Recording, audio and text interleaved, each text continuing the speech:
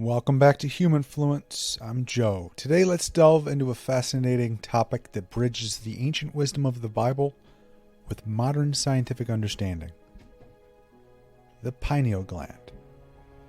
This tiny pine cone-shaped gland located in the center of our brain has been a subject of intrigue and mystery for ages. But did you know that the Bible makes references that many believe point to the pineal gland? The pineal gland is often associated with spiritual awakening and enlightenment. Called our third eye due to its perceived connection with higher states of consciousness. This gland produces melatonin, a hormone that regulates sleep patterns but is also believed to play a crucial role in our spiritual and metaphysical experiences.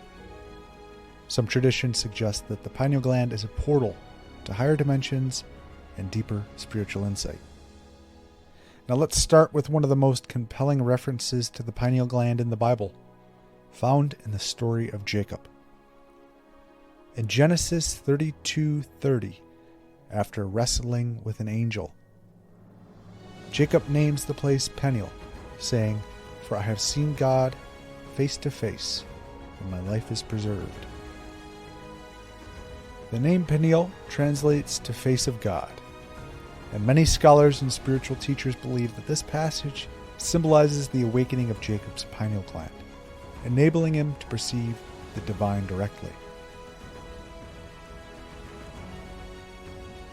This experience could be seen as the moment of profound spiritual enlightenment, where Jacob's inner vision was opened. Another significant reference is found in the New Testament. In Matthew 6:22, Jesus says, "The light of the body is the eye. If therefore thine eye be single, thy whole body shall be full of light." This verse is often interpreted as an allusion to the pineal gland or third eye. The single eye is thought to represent the ability to see with spiritual insight, transcending ordinary vision and perceiving higher truths. In the book of Revelation, we find another intriguing reference. Revelation 22:4 states, "They shall see his face, and his name shall be in their foreheads." The mention of seeing God's face and the reference to the forehead are believed by some to indicate the activation of the pineal gland, aligning with the concept of the third eye being located in the forehead. This could symbolize a state of divine awareness and connection, where one's spiritual identity is fully realized. Deuteronomy chapter 6 verse 8 gives us another clue. It says, "And thou shalt bind them for a sign upon thine hand, and they shall be as frontlets between thine eyes." This command to bind symbols between the eyes or on the forehead, again, is interpreted as a symbolic reference to the pineal gland. The idea is that keeping God's commandments in such a prominent place signifies the importance of spiritual awareness and enlightenment. This practice echoes the significance of focusing on higher spiritual truths, centered in the third eye. Psalm 23:5 provides yet another symbolic reference. "Thou anointest my head with oil, my cup runneth over." The practice of anointing with oil in biblical times was a spiritual act. Some interpret this as a reference to the pineal gland, suggesting that the anointing represents the activation or enlightenment of this gland, leading to a spiritual overflow or awakening. The anointing could be seen as a metaphor for awakening the gland, resulting in an abundant spiritual life. Isaiah chapter 29 verse 10 mentions, "For the Lord hath poured out upon you the spirit of deep sleep, and hath closed your eyes. The prophets and your rulers, the seers, hath he covered." This spirit of deep sleep can be seen as a metaphor for the state of ignorance or lack of spiritual awareness.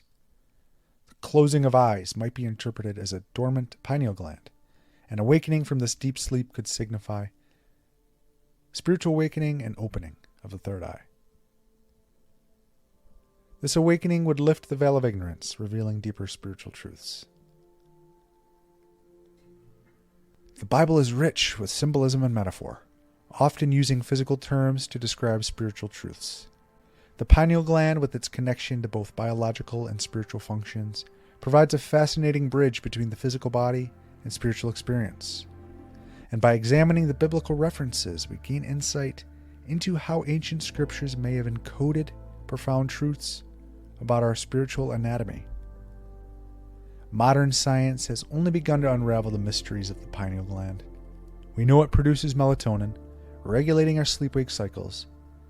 However, this potential connection to spiritual experience and higher states of consciousness is not yet mainstream. The gland contains photoreceptor cells, similar to those found in the eyes, which adds to the intrigue surrounding its function as the third eye.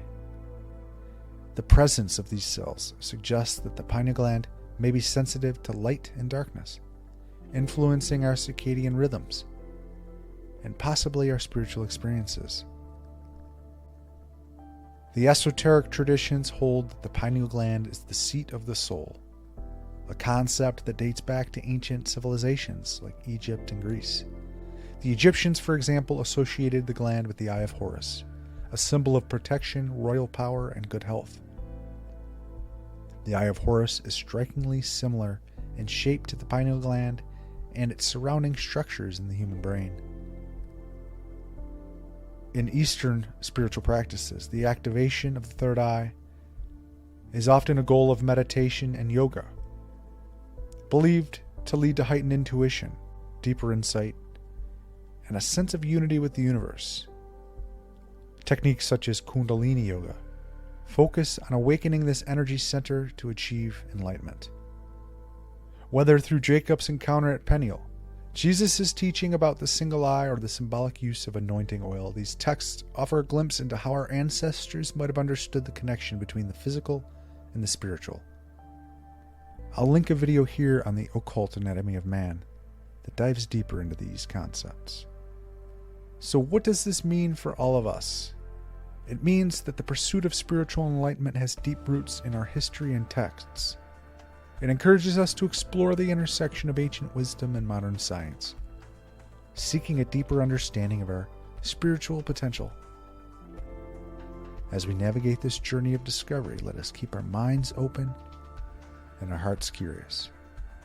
Humanfluence, out.